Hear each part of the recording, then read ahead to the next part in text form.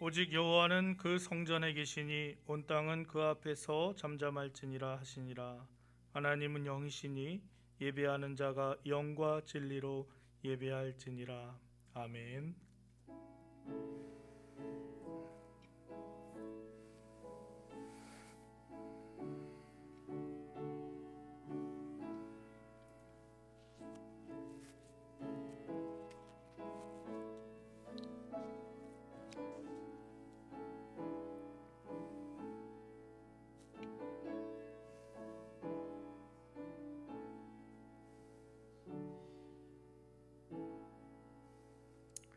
하나님 감사합니다. 2월 7일 2월 첫째 주 예배 주연절 다섯째 주일 예배를 하나님 앞에 올려드릴 수 있도록 저희를 지켜주시고 인도해 주시니 감사를 드립니다.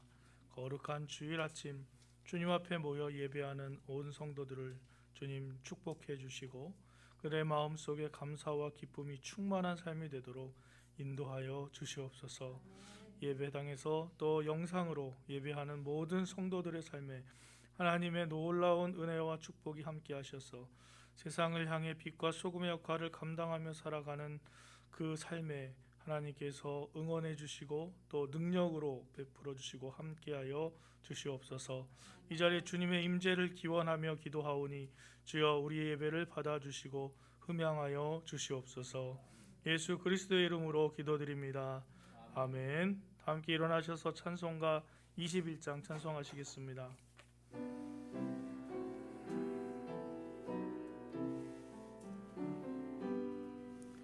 다 찬양하여라 전능왕 창조의 주께 내오나 주 찬양 평강과 구원의 주님 성도들아 주 앞에 이제 나와 즐겁게 찬양하여라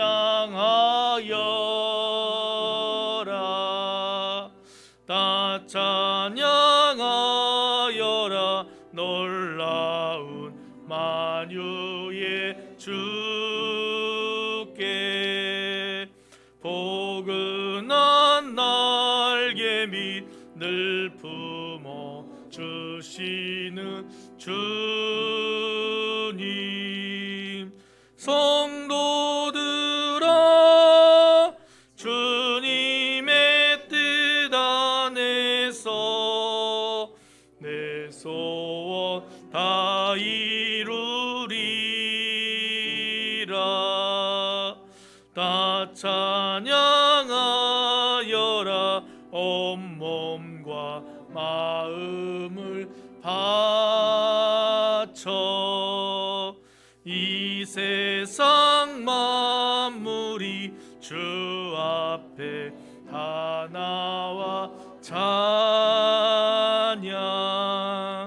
성도들아 기쁘게 소리 높여 영원히 찬양하여라.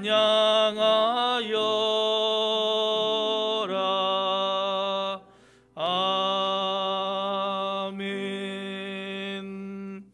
나는 전능하신 아버지 하나님 천지의 창조주를 믿습니다. 나는 그의 유일하신 아들 우리 주 예수 그리스도를 믿습니다. 그는 성령으로 잉태되어 동정녀 마리아에게서 나시고 본디오 빌라도에게 고난을 받아 십자가에 못 박혀 죽으시고 장사한 지 사흘 만에 죽은 자 가운데서 다시 살아나셨으며 하늘에 오르시어 전능하신 아버지 하나님 우편에 앉아 계시다가 거기로부터 살아있는 자와 죽은 자를 심판하러 오십니다. 나는 성령을 믿으며 거룩한 공교회와 성도의 죄를 용서받는 것과 몸의 부활 영생을 믿습니다. 아멘. 교동문 77번 요한복음 3장 말씀입니다. 하나님이 세상을 이처럼 사랑하사 독생자를 주셨으니 이는 그를 믿는 자마다 멸망하지 않고 영생을 얻게 하려 하심이라. 하나님이 그 아들을 세상에 보내신 것은 그로 말미암아 세상이 구원을 받게 하려 하심이라. 믿지 아니하는 자는 하나님의 독생자의 이름을 믿지 아니하므로 그 정죄는 이것이니 곧 빛이 세상에 왔으되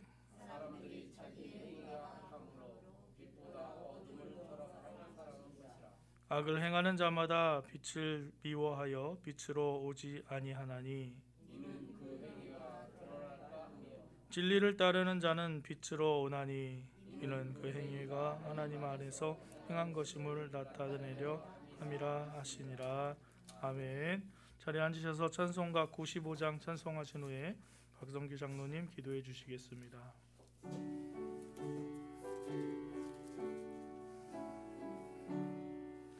나의 기쁨 나의 소망 되시며 나의 생명이 되신 주 밤낮 불러서 찬송을 드려도 늘 아신 마음 뿐일세. 나의 사모하는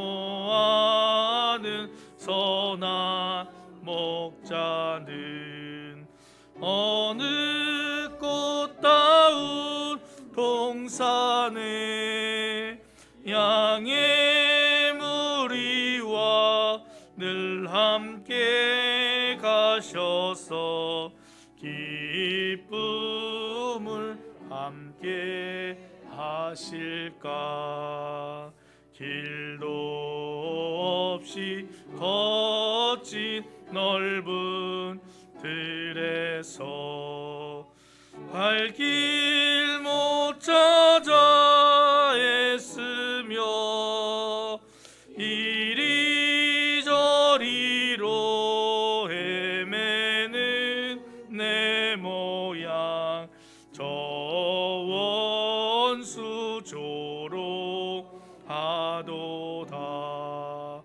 주의 자비롭고 화평한 얼굴 모든 천사도 반기며 주의 놀라운 진리의 말씀에 천지가 와닿하도다. 나의 진정 사모하는 예수님 음성조차도 반갑고 나의 생명과 나의 참 소망은 오직 주 예수 뿐일세. 아멘.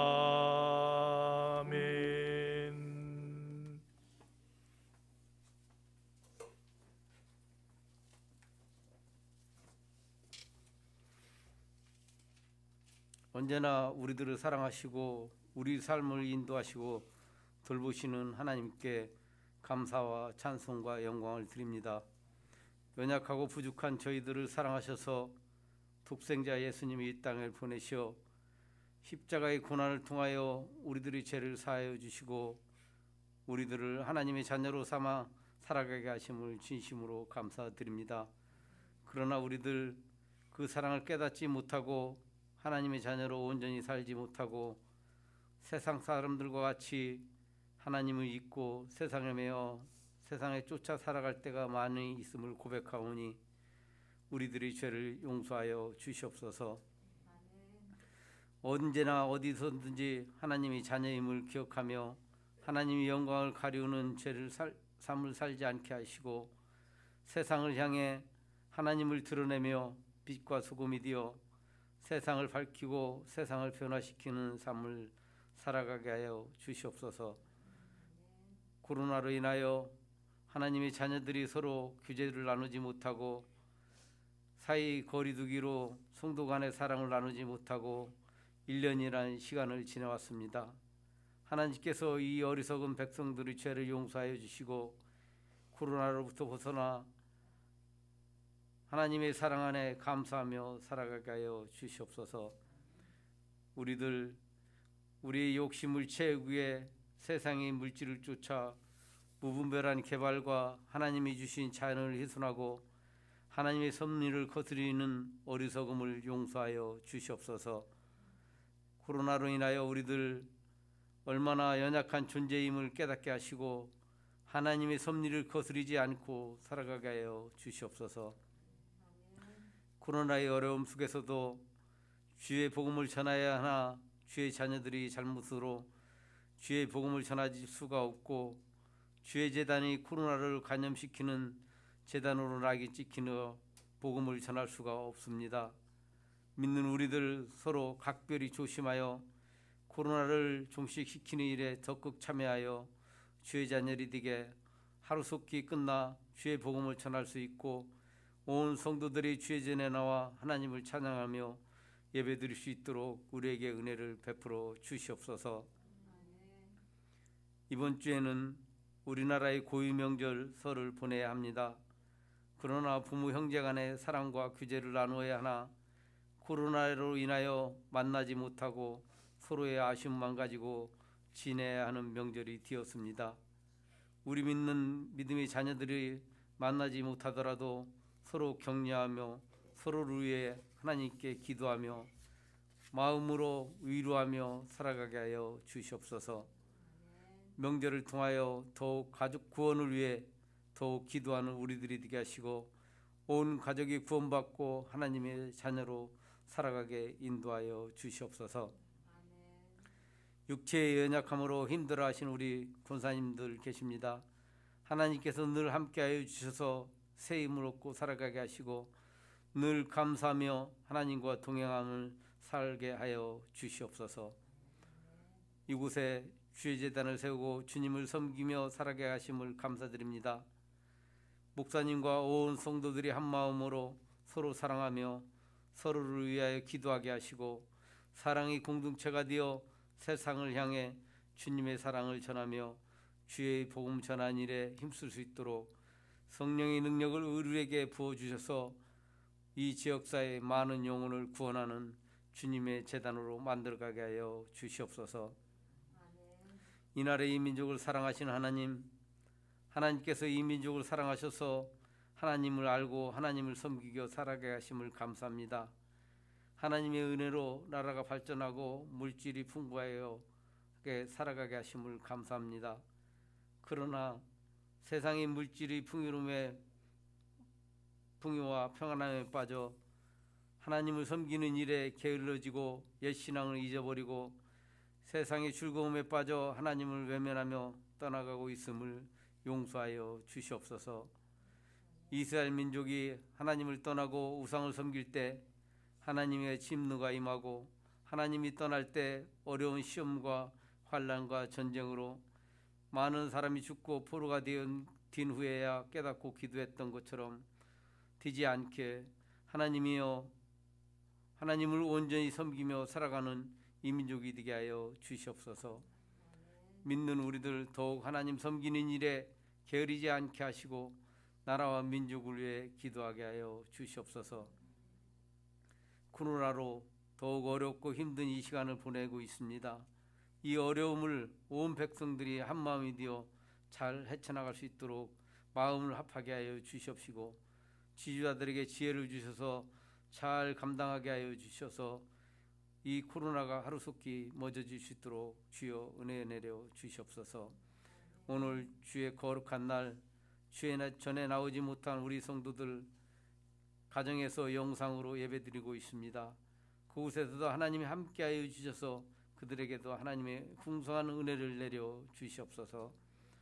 오늘 또 우리에게 하나님의 말씀을 전하시는 목사님에게 하나님의 능력이 함께하여 주셔서 우리에게는 생명의 말씀이 선포되어지게 하시고 듣는 우리들에게는 은혜의 시간이 되며 받은 말씀을 붙잡고 이 세상 살아갈 때 승리하는 삶을 살게 인도하여 주시옵소서. 우리를 구원하시고 우리에게 은혜가 충만하신 예수 그리스도의 이름으로 간절히 기도드렸사옵나이다. 아멘.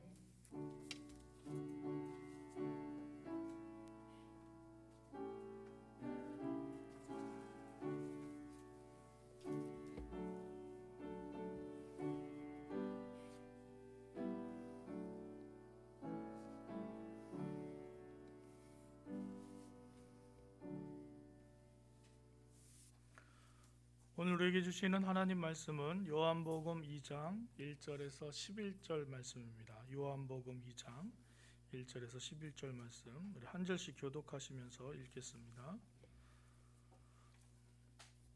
사흘째 되던 날 갈릴리 가나에 혼례가 있어 예수의 어머니도 거기 계시고 포도주가 떨어진지라 예수의 어머니가 예수에게 이르되 저들에게 포도주가 없다 하니 예수께서 이르시되 여자여 나와 무슨 상관이 있나이까 내 때가 아직 이르지 아니하였나이다.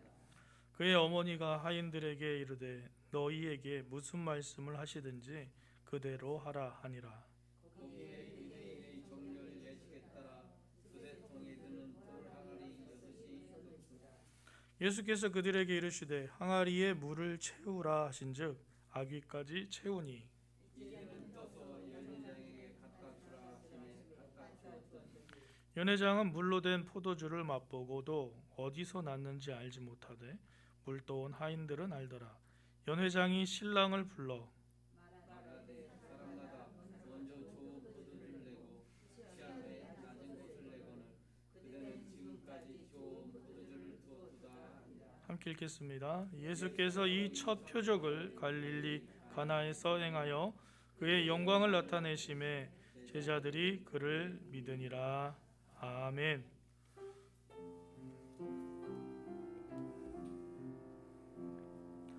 이 말씀 따라 사는 동안 지치지 않게 하시고 이 말씀 따라 사는 동안 주님 나라 이루소서.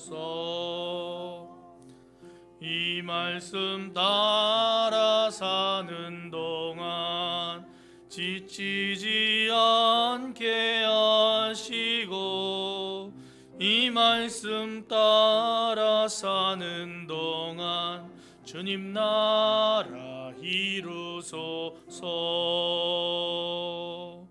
아멘. 주연절 다섯째 주일 2월 첫째 주일 주님 전에 나와 예배하는 여러분을 주님의 이름으로 환영하고 축복합니다. 하나님의 인도하심과 사랑이 여러분의 삶에 충만하시기를 주님의 이름으로 기원합니다. 저 마스크 금방 벗었는데 너무 좋아요. 여러분들 빨리 우리가 코로나를 정복해서 마스크만 안 쓰고 다녀도 참 좋을 것 같다라는 생각을 합니다. 하나님께서 우리를 또 불쌍히 여겨주시고 우리를 위해서 모든 일을 행해 주실 줄로 믿습니다. 오늘은 물은 변했는데 라는 제목으로 하나님의 말씀 나누려고 합니다. 우리나라도 엄격하지만 미국은 그 음주운전에 대해서 굉장히 엄격합니다. 그래서 뭐 조금만 알코올 성분이 나와도 바로 면허 취소하고 뭐 교통 학교들 다니고 벌금도 또 심하고요. 벌금이 뭐 100만 원, 200만 원 막 이렇게 합니다. 그럼에도 불구하고 또 이렇게 시골 가면서 술을 먹고 운전하는 사람들이 있죠. 어느 날 음주운전 한 사람이 음주를 하면서 이렇게 길을 가는데 경찰이 차가 이상하게 가니까 잡았어요. 그래서 경찰이 가서 당신 이렇게 음주운전했냐고 하니까 이 음주운전한 사람이 그 병을 딱 들면서 물병을 딱 들면서 이렇게 얘기하는 거예요. 난 분명히 물을 마셨는데 물이 변해서 포도주가 됐다고 하나님을 찬양하라고 이렇게 별로 안 웃으실 줄 알았는데 그러는 거예요. 예수님을 찬양하라. 예수님이 물이 변하여 포도주 되게 하셨다 이러면서 그렇게 했다고 합니다. 오늘 그 얘기 하는 거예요. 가나의 혼인 잔치에 예수님께서 물을 포도주로 만드셨다. 우리는 성경에 나타나는 여러 가지 기적에 관한 기사를 읽을 때마다 정말 대단하다. 하나님 역사하시는구나. 하나님의 능력이 이렇게 나타나시는구나 하는 감동을 받을 때가 있습니다. 성경 말씀에 기적을 행하는 여러 가지 이야기들은 단순히 그러한 초자연적인 능력만 나타내는 것이 아니라 그것을 행하시는 예수님이 누구신지를 우리에게 알려주려는 어떤 의미를 담고 있습니다. 그래서 예수님께서 어떤 분이신지 나타냄과 동시에 예수님께서 이 땅에 오신 목적을 알려주시는 거죠. 예수님의 하나님 되심을 드러내는 것입니다. 그래서 성경은 말씀하시죠. 예수님께서 세례를 받고 올라오실 때 이는 내 사랑하는 자여 내가 기뻐하는 자라고 말씀으로 성령이 비둘기같이 오시는 것을 보여주심으로 하나님이 예수님이 누구신지를 알려주십니다.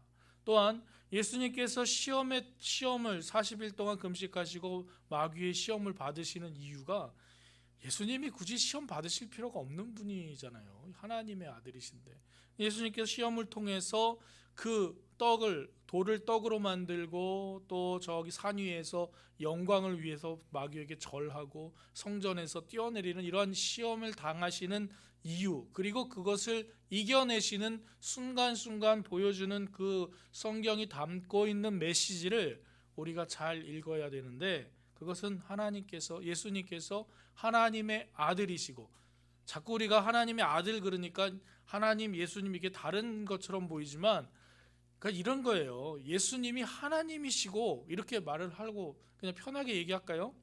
뭐 시비 걸 사람도 있을지 모르겠지만 성경은 우리에게 가르쳐 주는 게 예수님이 하나님이라고 얘기하는 거예요. 굳이 하나님의 아들, 하나님의 자녀 이렇게 표현을 써서 좀 헷갈릴 수도 있겠지만 이 얘기는 더 깊이 들어가면요, 예수님을 믿는 우리가 너희가 하나님의 자녀다라고 얘기하는 것은 너희가 하나님과 같은 존재야 라고 얘기하는 겁니다. 또 존재라는 말로 펴서 얘기했잖아요. 여러분, 우리가 하나님의 그 형상을 입은 하나님이라는 거예요. 여러분, 이렇게 되면은 막 사람들이 깜짝 놀라서 우리가 하나님이라고? 조 목사는 이단이 아니냐? 이렇게 얘기할 수도 있겠는데 성경의 이야기가 그 얘기예요. 예수님이 하나님이시고 하나님의 능력으로 이 땅을 살아가셨던 것 같이 이제 예수를 믿는 너희도 하나님으로 하나님처럼 이 땅에 살아라. 하나님의 거룩하심을 가지고 예수 그리스도처럼 살아라 라는 것이 성경이 우리에게 주는 메시지입니다.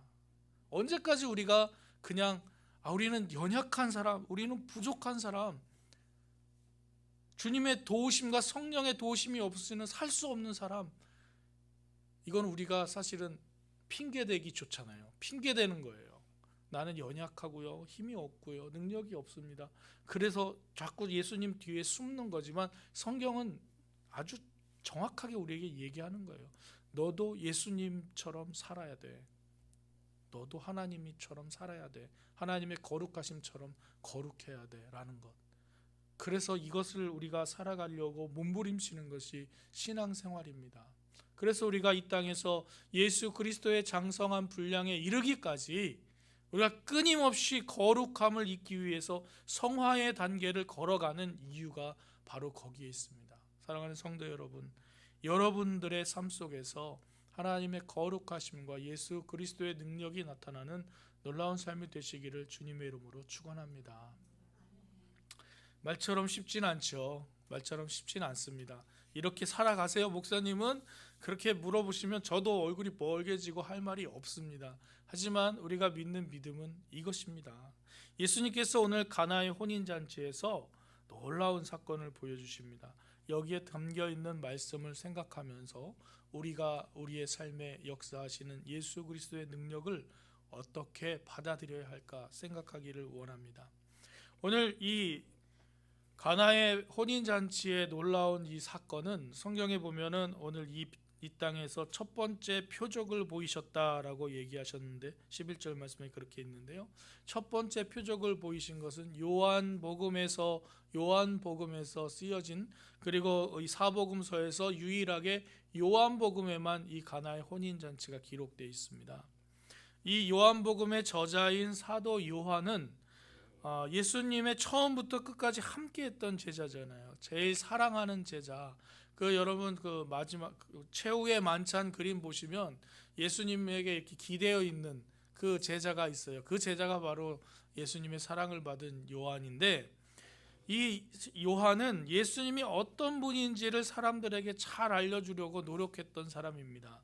그래서 이방인 신자들, 유대인이 아닌 신자들에게는 예수님이 하나님의 아들이십니다 이렇게 소개하려고 이 성경에 나와 있고요.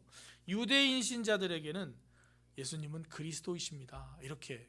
왜냐하면 유대인들은 그리스도 메시아에 대한 이 감이 너무 있었거든요. 메시아를 기다리던 그런 전통들.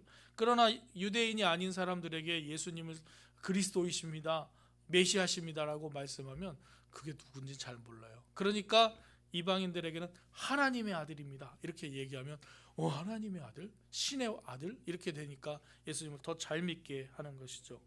그래서 요한은 우리들이 예수님을 왜 믿어야 되는지를 잘 알려주는 그러한 내용들을 많이 담고 있습니다. 요한복음을 읽으시면 우리가 예수님은 누구시구나 이런 것을 알 수 있는 것이죠.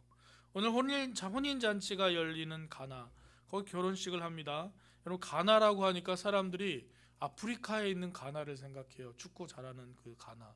여기 아프리카 아니고요, 이스라엘 있는 나사렛 동네에서 약간 북쪽으로 한 13km 떨어진, 13km 정도면 한나절이면 걸어갈 수 있죠. 하루 종일 천천히 걸어갈 수 있는 그 거리에서 결혼식이, 혼인잔치가 열렸습니다. 혼인잔치하면, 여러분, 잔치하면 가장 먼저 생각나는 게 뭔가요? 잔치하면 일단 신랑 신부가 생각이 나시겠죠. 신랑 신부가 생각나는데, 솔직히 결혼식 가서 여러분 신랑 신부보다 가장 우리가 평가하는 건 뭐죠? 음식이 맛있네 맛 없네 하는 거잖아요. 요즘 결혼식은 좀 코로나 때문에 음식 먹는 것도 없어지는 문화지만, 결혼식 하면은, 잔치하면 가장 떠오르는 게 음식이 맛있었어 이거죠. 음식이 맛있었어, 거기 참 뷔페 좋았어, 이런 거지. 신랑이 멋있었어, 신부가 이뻤네, 이런 거보다도 나중에 보면 그 집 잔치 음식이 거의 머릿속에 남아 있는데, 오늘 이 결혼식에 가장 유대 잔치에서 중요한 포도주가 떨어졌어요. 포도주가 떨어졌습니다. 지금 큰일 났습니다. 이스라엘은 물을 마실 수 없는, 무슨 물을 마실 수 없기 때문에 포도주를 물처럼 이렇게 마시는 문화인데, 잔치에 물이 떨어진 거랑 마찬가지예요. 포도주가 떨어졌어요. 그런데 지금 예수님의 어머님이 예수님께 말을 합니다. 예수님의 어머님이 이 결혼 잔치에 뭔가 이렇게 좀 높은 일을 맡으신 분인 것 같아요. 동네, 왜 시골에 가면 동네 잔치 다 맡아서 해주는 그런 분 계시는데, 그분이 다 주관해서 다 해주시잖아요. 음식도 얼마큼 해야 되고, 이건 이렇게 해야 되고, 여기는 전 부치는 사람들 여기 앉아서 하고, 다 이렇게 해주시는 그런 위치이신지, 예수님의 어머니가. 또 예수님의 어머니도 가시고 예수님도 가시고 그 제자들도 갔다는 것은, 이게 지금 가나의 혼인잔치가 그냥 다른 예수님과 상관없는 데가 아니라 예수님도 관련이 있으신, 예수님 어머니가 직접 일을 해주시니까 그러한 이제 친척집인가 이렇게 생각해 볼 수도 있고, 또 아니면 시골이니까 동네 잔치니까 다 모일 수도 있고, 이런 상황입니다. 유대의 그 결혼 풍습을 살펴보면 이렇습니다. 이제 사람이 초대를 해요. 우리가 몇 월 며칠에 결혼식이 있는데 당신 오실랍니까? 이렇게 미리 초대를 하는 거예요. 한 달 전, 두 달 전쯤에. 그래서 몇 명 정도 오시겠습니까? 이렇게 물어봐요. 그러면 우리가 누구 해서 이렇게 몇 명이 갈 겁니다 라고 얘기해 주면 이제 그거에 맞춰서 음식을 해요. 그러니까 이렇게 간다고 하고 안 오는 경우는 별로 없어요. 만약에 간다고 했는데 안 오면 그건 이제 그 사람하고 원수지간이 되는 거예요. 그럼 차라리 못 간다고, 죄송하다, 내가 그날 뭔 일이 있어서 못 간다, 그러니까 부주구만 먼저 보낸다든가, 그렇게 하면은 다 모르겠지만, 간다고 했는데 안 가거나 아니면 더 간다거나 이러면 실례죠. 근데 오늘 그러니까 음식을 준비할 때 어떻게 하겠어요? 오늘 한 저쪽에서 뭐 20명 오고 이쪽에서 30명 오고 그러니까 한 200명 정도 준비하면 되겠네. 그러니까 200명 정도 일반적으로 먹으면 포도주가 뭐 몇 덩이가 있으면 되겠네. 이러면서 준비를 하겠죠. 자기네 집에 포도주가 없으면 또 딴 데서 빌려오거나 사오거나 이래야 되니까. 그래서 음식을 잘 준비해 놓는 게 잔치집입니다. 그런데 오늘 포도주가 부족했어요. 아무리 계획하고 준비하고 또 잘 좀 넉넉하게 준비하잖아요, 음식을. 그랬는데도 불구하고 포도주가 부족하다는 것이죠. 이것은 우리의 삶의 인생 속에서 우리가 계획하고 준비하고 모든 것을 다 이렇게 하나하나 다 맞춰놓고 완벽하게 짜여진 것처럼 보여도 어느 순간 부족한 부분이 있다라는 것을 우리에게 알려줍니다. 여러분 그렇지 않으세요?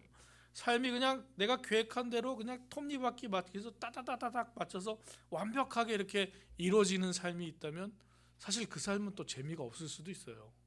재미로 사는 건 아니지만 내가 다 준비했는데 뭔가 부족해. 어디가 갑자기 펑크가 팍 나요. 그때 여러분 어떻게 하시겠냐라는 질문이 오늘 성경 말씀에 들어있어요. 내가 계획하고 내가 알든지 몰랐든지 간에 하여튼간 준비하고 이렇게 살아왔는데 어느 순간 딱 보니까 내가 할 수 없고 감당할 수 없는 그러한 부분이 보인단 말입니다. 그럴 때 어떻게 하셔요? 오늘 예수님의 어머니는 누구를 찾아갑니까? 예수님이 요리사도 아니고 셰프도 아니고 뭐 이렇게 뭐 포도주 금방 만들어내는 사람도 아니고 뭐 술 땡겨다 파시는 분도 아닌데 예수님한테 물어보는 거예요. 예수님한테 가서 포도주가 부족합니다. 어쩌라고요? 예수님은 어쩌라고? 예수님 직업이 뭐죠? 예수님 목수예요. 나무 만지시는 분이에요. 포도주랑 상관이 없어요. 그런데 예수님한테 갑니다. 마리아는 왜 예수님에게 갔을까요? 마리아는 예수님이 누군지 제일 잘 아는 분이죠. 예수님이 누군지를 제일 잘 아는 분이에요. 비록 자기 몸을 통해서 태어났지만 예수님이 하나님의 아들이라는 것을 분명히 아는 사람. 세상에서 예수님을 제일 잘 아는 사람은 마리아밖에 없죠. 어렸을 때부터 예수님을 키우면서도 마리아는 예수님을 내 아들 뭐 이렇게 내 아들이라고 이렇게 키웠다기보다는 뭐라 그럴까요? 하나님의 아들. 저분을 내가 잘 키워야 되지. 이렇게 키우지 않았을까 생각을 해보는 거죠. 뭐 아니면 그냥 정말 그냥 아들처럼 막 키우셨을까? 아닐걸요. 예수님에 대해서 예수님이 정결할 때도 시므온과 안나 이 선지자들이 이분은 어떻게 이렇게 될 것이다 저렇게 될 것이다 예언해주고 했던 여러 가지 일들을 통해서 아마 예수님의 어머니는 이분은 하나님의 아들이시니까 내가 문제가 생겼을 때 가서 여쭐 수 있는 분이야 라는 것을 이미 알고 있었을 것이고 오늘 이 가나의 혼인잔치에서도 느닷없이 벌어진 이 일들 속에서 누구를 찾아가느냐? 동네 사람을 찾아가지 않고 예수님을 찾아가서 예수님께 포도주가 떨어졌다라고 얘기했습니다. 예수님 참 냉정하셔요. 뭐라고 대답하시냐면 내 때가 이르지 않았습니다. 너무 냉정해요. 어머니가 그렇게 얘기했는데 아들이 이렇게 얘기하면 굉장히 서운할 것 같아요. 야 이 새끼야 내가 너를 얼마나 죄송합니다. 내가 어떻게 너를 키웠는데 좀 능력 있으면 좀 해주지 뭐. 좀 자식이 좀 능력 있었으면 좋겠어요. 그래서 부모님들도 잘 모시고 또 부모님이 불편하실 때 다 챙겨줄 수 있는 그런 자식이 되지 못한 게 좀 아쉽기도 하지만 어쨌든 예수님은 그 자식이 있어요. 하나님의 아들이신 예수님 가서 말합니다. 포도주가 떨어졌어요. 내 때가 아직 안 됐습니다. 이 얘기는 아주 완곡한 거절이죠. 지금 제가 그거 할 수 없습니다. 내가 그거 하려고 온 땅에 온 게 아닙니다. 이렇게 말하는 것인데 예수님의 어머니 막무가내예요.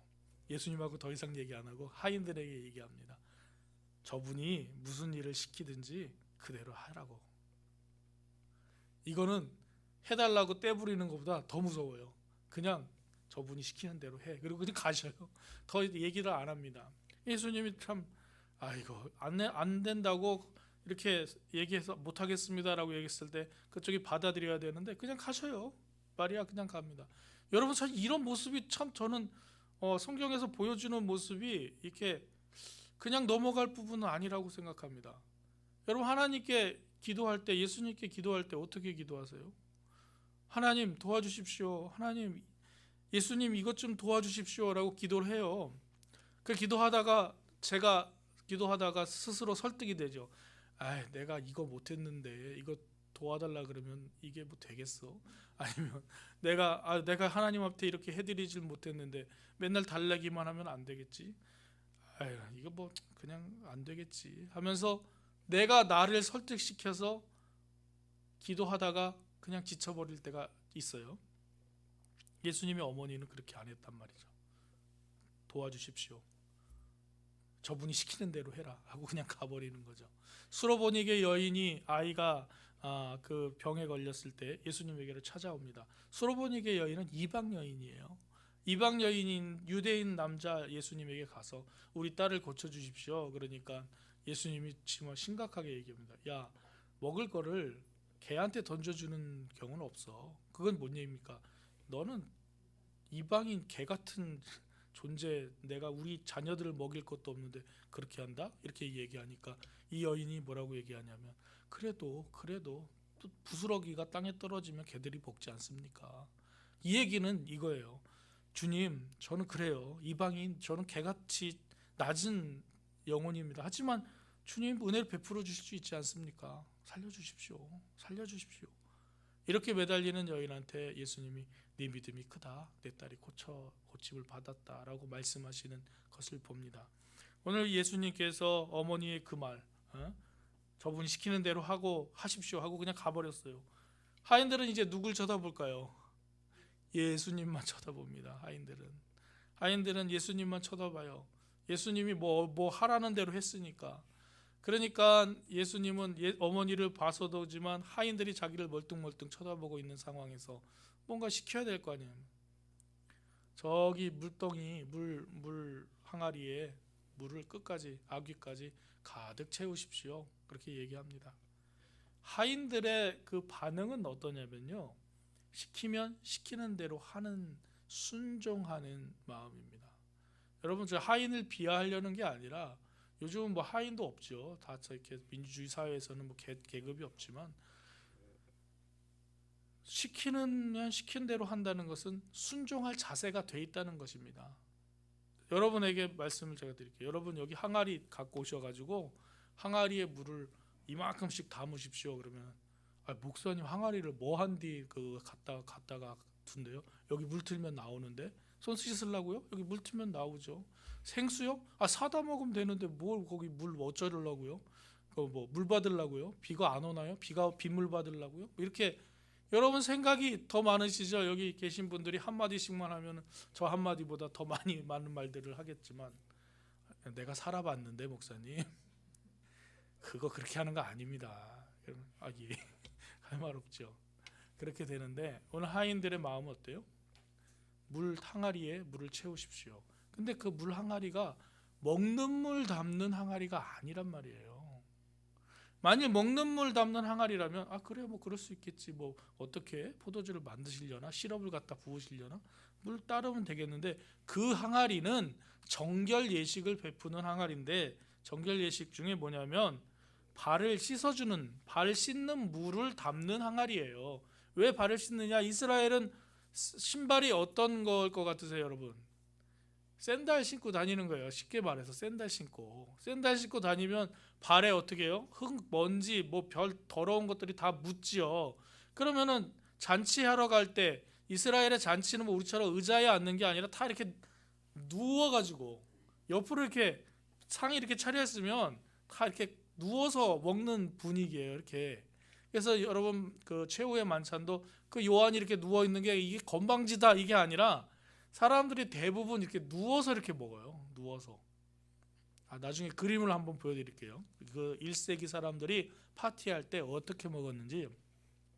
이렇게 앉아서 이렇게 뷔페처럼 먹는 게 아니라 이렇게 누워서 이렇게 먹다가 놀다가 자다가 일어나서 먹고 그렇게 하는 게 이 유대의 그러면 발을 씻고 가야 되겠죠. 그 더러운 발을 가지고 그냥 거기 들어가면 냄새 나고. 그래서 예수님이 6월절에 마가의 다락방에서 발 씻는 일을 하신 이유가 아무도 발을 안 씻는 거잖아요. 제자들이.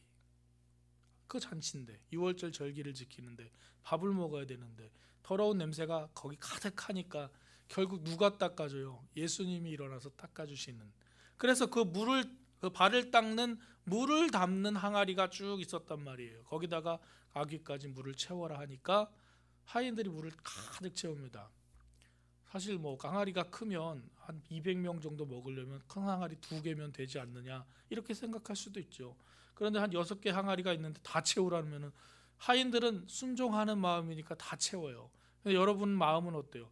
200명은 두 항아리만 되지 뭘 또 6개 다 채우래요. 힘드니까 요만큼 반만 채우면 되지 뭐 끝까지 채우래요. 여러분 이런 생각이 우리에게 있는 순간부터는 하나님의 놀라운 기적이 체험되기가 어려웠다는 것을 기억하시기 바랍니다. 하라는 것 감당할 수가 없어요. 이해가 안 돼요. 근데 하라는 거죠. 그러면 어떻게 해야 될까요? 여러분 여기서 우리의 마음이 문제가 생기는 것, 문제라기보다도 여기서 우리가 변했냐 변하지 않았느냐가 결정되는 거 아니겠어요? 하인들은 거기에 대해서 토를 달지 않아요. 그냥 하라면 하는 사람들입니다. 그러니까 그것을 또 다 채우고 뭐 물을 떠서 갖다 줘라. 여러분 이거 물 아니에요. 물 아직도 빨개지지도 않았는데 물을 갖다 주라고요? 포도주가 필요한 곳에? 못합니다. 이거 말도 안 돼요. 괜히 가져가서 사람들 뭐라 그러면 저 두드러 맞고 막 이렇게 욕 먹고 이럴 텐데 저 못합니다. 우리는 거의 100% 이럴 거예요. 100%. 하인은 갖다 줘요. 그게 물이든 술이든 지금 술은 아니잖아요. 아직까지 그 항아리에서 푼 그 물을 갖다 줘요. 근데 연회장에서는 그걸 맛있게 맛있는 포도주로 먹었어요. 하인은 알죠. 어느 순간에 이게 포도주로 됐다는 것을, 이게 능력이 누구의 능력이라는 것을, 예수님의 능력이라는 것을 알죠. 그리고 또 누가 압니까? 예수님은 알죠. 예수님은 알고 또 예수님에게 부탁한 마리아도 알고 지금 제 제자들도 알았어요. 그래서 11절 말씀 보니까 예수께서 이 첫 표적을 갈릴리 가나에서 행하여 그의 영광을 나타내심에 제자들이 그를 믿으니라 라고 얘기했습니다. 어떻게 보면 이 첫 표적은 제자들이 예수님을 더 깊게 믿게 하기 위한 걸 수도 있어요. 그런데 제자들만 믿은 게 아닐걸요. 그때 일했던 하인들 다 예수님을 알게 되었을 것입니다. 비록 발을 씻는 항아리일지라도 아구까지 가득 채우라는 그 말씀에 순종하고 그리고 갖다 주라는 그 말씀에 순종했을 때 그 발 닦을 물이 맛있는 포도주로 변하는 놀라운 기적을 체험하는 것이 오늘 말씀 가나의 혼인잔치입니다. 혼인잔치는 뭡니까? 기쁨과 즐거움이 넘치는 곳, 거기서 필요한 이 포도주를 만들어주시는 예수님, 우리가 나중에 천국에 갔을 때 하나님께서 우리에게 큰 잔치를 베풀어 주실 때 거기에 우리에게 주시고 먹이시는 예수님을 생각하시면서 예수님의 말씀에 내가 어떻게 순종해야 될까, 그것을 생각하시는 여러분 되시기를 주님의 이름으로 축원합니다. 맛이 없는 물을 질이 좋은 포도주로 변화시키시는 주님이 오늘 우리의 삶에 들어오셔서 말씀하십니다. 너의 삶을 변화시켜 줄게. 아니 변화시켜 줄게가 아니고 변해라고 말씀하시는 거예요. 맛있는 물을 맛있는 포도주로 만드신 예수님이 무의미한 내 삶을, 몸이 건조한 내 삶에 들어오셔서 맛깔나는 삶으로 변화시켜 주신다고 오늘 말씀하고 계십니다. 여러분 뭐 어떻게 대답하시고 어떻게 반응하시겠습니까? 예수님의 그 말씀에 예 알겠습니다, 제가 그렇게 하겠습니다 라는 믿음으로 나아가시겠습니까? 아니면 예수님 내 생각에는 그게 전혀 안 되니까 다른 거 내가 이해할 수 있는 걸 해주십시오 라고 말씀하시겠습니까? 예수님을 만나면 물이 포도주가 되듯 메마른 인격이 풍성한 인격으로 변화된 마음을 가진 소망의 사람이 될 수 있습니다. 여러분의 마음에 어떤 순종함이 있느냐에 따라서 내 삶에 예수 그리스도의 능력과 맛이 나타나기를 원한다면 우리에게 들려주시는 예수님의 음성에 예스하고 순종하며 나아가는 그 하인들처럼 우리의 마음을 낮추고 하나님께 모든 것을 맡길 수 있어야 됩니다. 예수님이 우리의 문제를 해결해 주실 수 있는 분이라는 것을 믿는다면 예수님의 어머니 마리아처럼 우리는 그저 예수님께 모든 문제를 맡기는 것이죠. 맡기면 하나님께서 지혜도 주시고 하나님께서 해결할 방법도 주시고 하나님께서 뭐 그렇게 해주시 않는, 내가 원하는 대로 바꿔주시지 않는다고 해서 내가 하나님 앞에 나 이제부터 하나님 안 믿을 거예요 이렇게 하시면 하실 분 계신가요? 내가 원하는 대로 안 돼도 하나님이 나를 구원하시고 인도하시는 그 사랑 안에서 내가 사는 것이지, 더 큰 하나님의 계획, 우리가 알 수 없는 하나님의 계획은 이 작은 것에 집착할 것이 아니라 하나님께서 열어주시고 인도하시고 주시는 그 풍성하신 은혜를 바라보며 살아가는 삶이 되시기를 주님의 이름으로 축원합니다.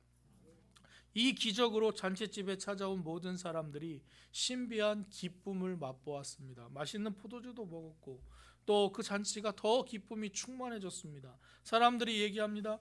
아우, 어떻게 이렇게 맛있는 걸 여태까지 냅뒀어? 다른 집은 처음에 맛있는 거 줬다 나중에 하품으로 주는데 여기는 더 좋은 걸 줬네. 아주 잘했다고 막 칭찬하면서 신랑 신부는 뭣도 모르고 그냥 칭찬을 받죠.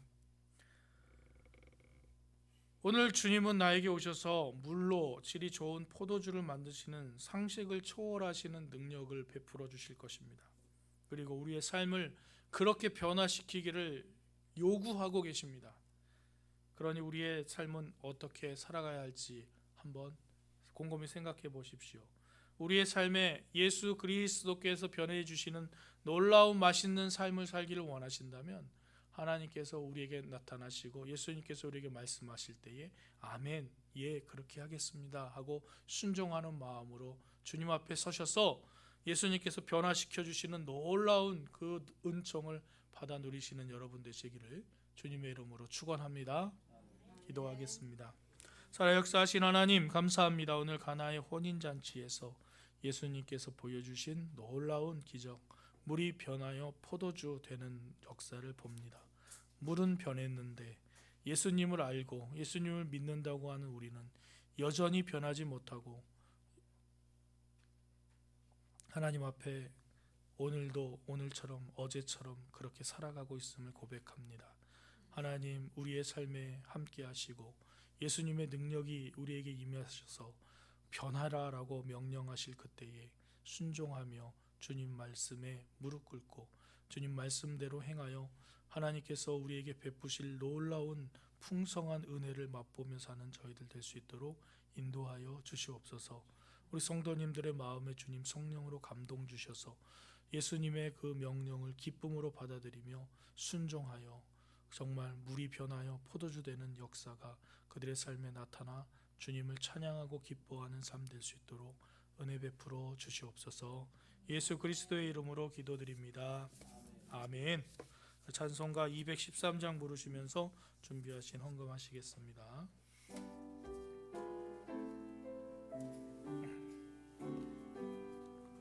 나의 생명 드리니 주여 받아 주셔서 세상 살아갈 동안 찬송하게 하소서.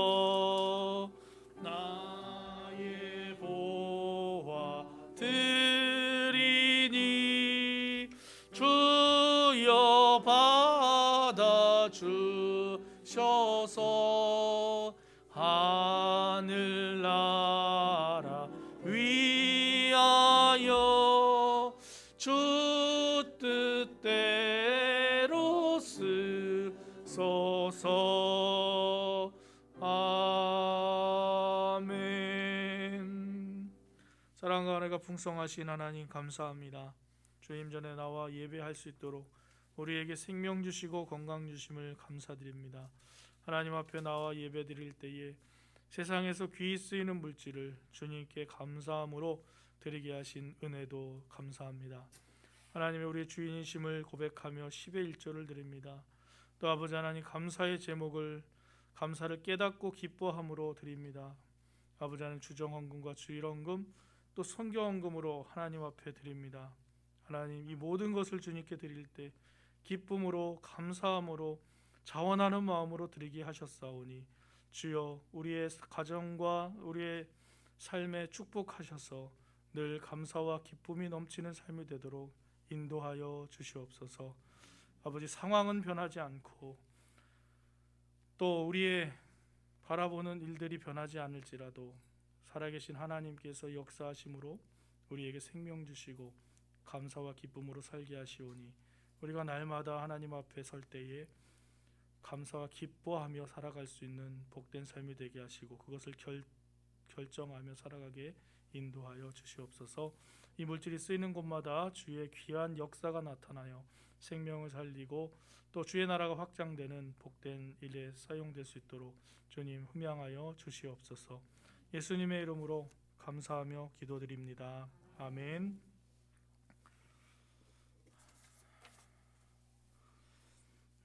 교회 소식 몇 가지 알려드리겠습니다. 오늘은 총회에서 설주일과 해외 선교주일로 지키는 주일입니다. 우리가 해외 선교사 밑에 보시면 그 주보 밑에 보시면 선교 후원 박준호 선교사님 가정 인도네시아 계신데 기도해 주시고요. 또 게시판에도 그 선교사님 사역하시는 것들 이렇게 적어서 저기 붙여놨습니다. 보시고 기도해 주시길 바라고요. 설 명절 가정 예배 순서지가 준비되었습니다. 가져가셔서 설 명절에 가정에서 예배 드리시면 좋겠고요. 올해는 코로나 때문에 전부 모이지 못하는 상황이겠지만 그래도 여러분의 가정에 하나님의 은혜가 함께 하시길 바랍니다. 설 연휴 기간 동안 새벽 기도회 11일부터 13일 설 연휴 기간에는요.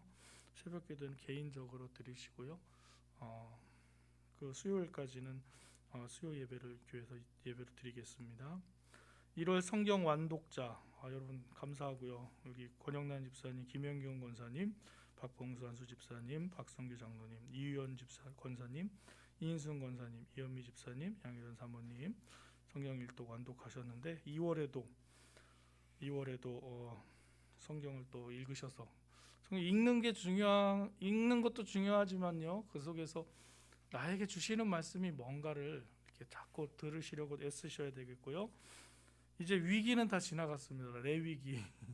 레위기는 다 지나갔고요. 이제 민수기, 신명기, 여호수아로 쭉쭉 나가는데 여러분 계속해서 이게 앞에서 스케줄대로 따라오시면 올해 12월에는 여러분 벌써 더 앞에 나가시는 성경 읽으시는 분들도 계실 텐데 우리 온 교인이 성경 일독은 그냥 다 하는 것처럼 다 하는 걸로 해서 함께 축하하는 시간 가졌으면 좋겠습니다.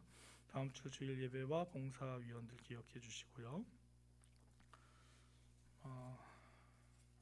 우리 이제 다 일어나셔서 찬송가 292장 찬송하시고 축도하심으로 예배 마치겠습니다.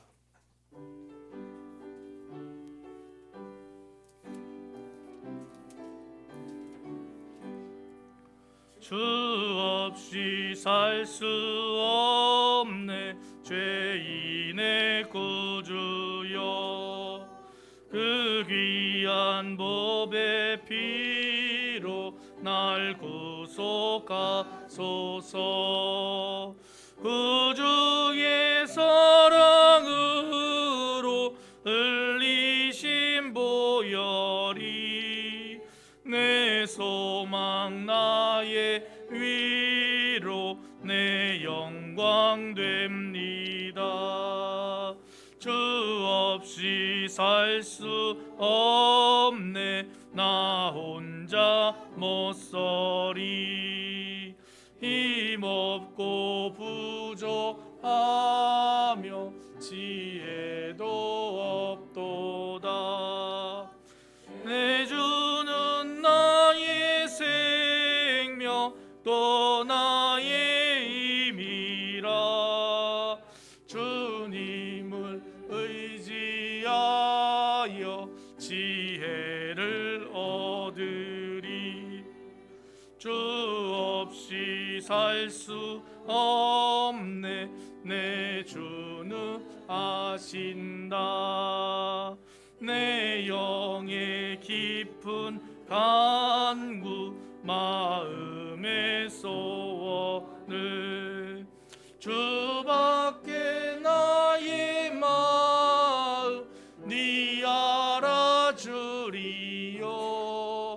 내 마음 위로하사 평온케 하시네 주 없이 살 수 없네 세월이 흐르고 이 깊은 고독 속에 내 생명 끝나도 사나운 풍랑일 때 날 지켜주시니 내 곁에 계신 주님 늘 힘이 됩니다. 아멘. 사랑과 은혜가 풍성하신 하나님, 주님께서 우리를 변화라고 말씀하시고 우리에게 성령으로 함께 하셔서 늘 감사와 기쁨이 넘치는 삶이 되도록 인도하시는 줄 믿습니다. 주님께서 말씀하시는 그 상황이 내가 감당하고 내가 이해가 되지 않을지라도 순종하며 나아갈 때 놀라운 일을 보게 될 줄로 믿사오니 주님 우리 마음에 결단하며 나아가오니 주님께서 우리를 붙잡아 주시고 하나님께서 원하시는 대로 빚어 사용하여 주시옵소서.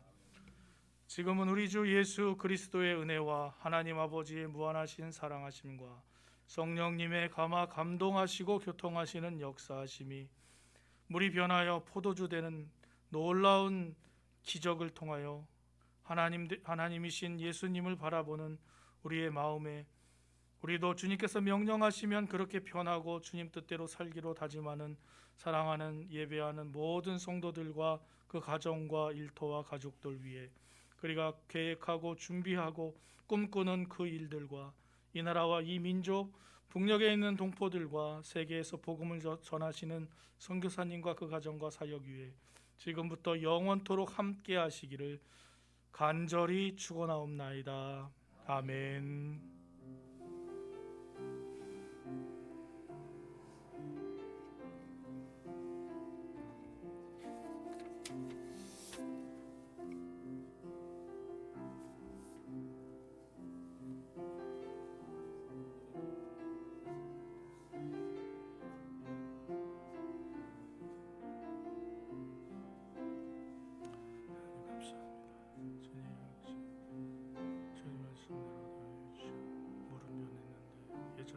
하지 않아 우리 모습 아버지 앞에 내려놓사오니 주여 인도하여 주시옵소서. 주여 우리의 병을 편하게 하여 주시옵소서. 우리가 하나님 앞에 온전히 변하고 믿음으로 설 수 있게 하여 주시옵시고 아버지 상황이